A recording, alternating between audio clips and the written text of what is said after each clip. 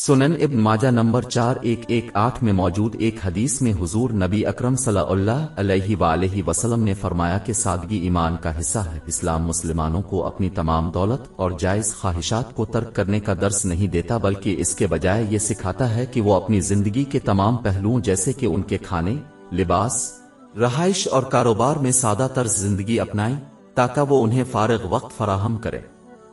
آخرت کے لیے مناسب طریقے سے تیاری کرے۔ اس میں اللہ تعالیٰ کے احکامات کی تعمیل، اس کی ممانتوں سے اجتناب اور رسول اللہ صلی اللہ علیہ وسلم کی روایات کے مطابق صبر کے ساتھ تقدیر کا مقابلہ کرنا شامل ہے۔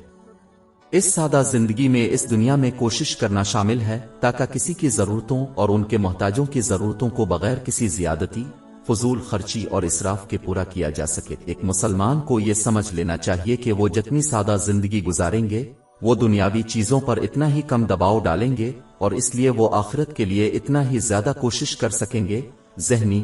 جسم اور روح کا سکون حاصل کر سکیں گے۔ لیکن ایک شخص کی زندگی جتنی زیادہ پیچیدہ ہوگی، وہ اتنا ہی زیادہ دباؤ، مشکلات کا سامنا کرے گا اور اپنی آخرت کے لیے کم کوشش کرے گا، کیونکہ دنیاوی چیزوں سے ان کی مصروفیات کبھی ختم ہوتی نظر نہیں آئیں گی۔ یہ رویہ انہیں ذہنی، جسم اور روح کا سکون حاصل کرنے سے روک دے گا۔ سادگی دنیا میں آسودگی کی زندگی اور قیامت کے دن سیدھا حساب کتاب کا باعث بنتی ہے، جبکہ ایک پیچیدہ اور عیش و عشرت کی زندگی صرف ایک دباؤ والی زندگی اور قیامت کے دن سخت اور مشکل حساب کتاب کا باعث بنے گی۔